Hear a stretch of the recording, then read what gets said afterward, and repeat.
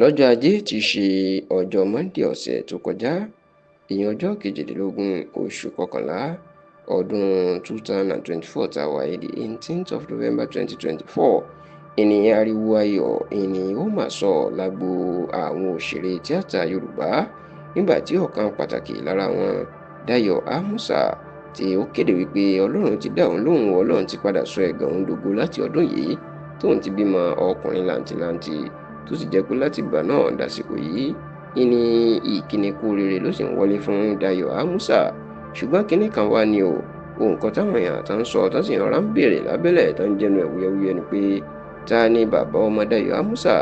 ìyẹn pé ta ló fún Dayọ̀ Ámúsà lóyún, ta ni ó sì bí ọmọ fún. ọ̀rọ̀ yìí ló máa ń jẹ́ràn nítorí pé wọn kò rí kí Dayọ̀ Ámúsà kó ṣègbéyàwó pẹ̀lú ẹnikẹ́ni, tàbí kó gbé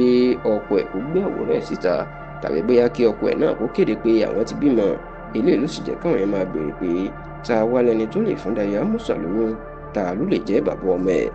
bó tilẹ̀ jẹ́ pé dàsìkò tí tẹlifíṣàn Yorùbá Tòótọ́ tá a ṣàkójọpọ̀ ròyìn tán, àwa fúnra wa ò lè tí ì fi ìdí ẹni tí ó fún Dayọ̀ Ámúsà lóyún tàbí tó jẹ́ bàbá ọmọ ẹ̀ múlẹ̀. ṣùgbọ́n ìwádìí tá a ṣe lọ́dọ̀ àwọn tó súnmọ́ Dayọ̀ Ámúsà ni pé ìdí tí Dayọ̀ Ámúsà tí ò fi bàbá ọmọ ẹ̀ tàbí ẹni tó lọ́mọ àtẹni tó fún lóyún síta ó yè nítorí pé ó fẹ́ gbogbo ẹ̀ sí abẹ́ ilé ni, èyí tí olóyìnbó ń pè ní keep out of the radar or privacy. tẹlifíṣàn Yorùbá Tòótọ́ gbọ́ pé pẹ̀lú ọ̀rọ̀ burúkú tí àwọn èèyàn tó máa ń kọ sórí ẹ̀rọ ayélujára, pàápàá àwọn oníròyìn orí ẹ̀rọ ayélujára tó ń pè ní blogger, wọ́n ní eléyìí ló jẹ́ kí Dayọ̀ Ámúsà kó má tiẹ̀ sọ nǹkan nípa olólùfẹ́ tàbí ẹni tó lọ́mọ. ó ní Dayọ̀ Ámúsà mọ̀ pé bóun bá lọ gbé ẹni tí ó jẹ́ ọkọ ẹ̀ tàbí ẹni tó lọ́mọ àti ẹni tó fún lóyún sórí ẹ̀rọ ayélujára, ó ló mọ̀ pé ọ̀tọ̀ ìní ojú táwọn kan fi wò ó ní àwọn mọ̀ pé ọ̀pọ̀ àwọn èèyàn ló jẹ́ pé ìròyìn ẹlẹ́jẹ̀, pàápàá àwọn oníròyìn tó ń pè ní blogger ní làwọn wá kiri, tó sì ní kò sí bí yóò ṣe gbé bàbá ọmọ ẹ̀ síta wọn yóò rí nǹkan kan sọ nípa ọkùnrin náà, bí ìkan ní ó ti níyàwó kan tẹ́lẹ̀, bí ìkan ló ṣe àwọn nǹkan kan sẹ́yìn tẹ́lẹ̀, bí kí wọ́n ṣàwọ́ nǹkan kan kà sí lẹ́sẹ̀ nítorí pé Dayọ̀ ìyàwó ẹ̀ ó jẹ́ olórúkọ. wọn ní eléyìí ní Dayọ̀ Ámúsà fi wò pé kóun tiẹ̀ dákẹ́ pátápátá lórí ẹni tí ó jẹ́ bàbá ọmọ àbẹ́ni tó lọ́mọ, nítorí pé òun ò fẹ́ ohunkóhun tí yóò jẹ́ ìròyìn aburú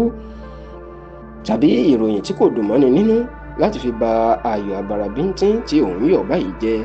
eléyìí la sì gbọ́ ìpè Dayọ̀ Ámúsà, ọmọ bíbí ilẹ̀ Ìjẹ̀bú ní ìpínlẹ̀ Ògùn, ìyẹn ló fi panupọ̀ ìpè àsìkò kò tíì tó láti fi ẹni tí ó fún lóyún tó tún jẹ́ bàbá ọmọ ẹ̀ta tó lè pè ní olólùfẹ́ hàn síta, nítorí pé àwọn èèyàn pàápàá àwọn oníròyìn orí ẹ̀rọ ayélujára tó ń pè ní blogger,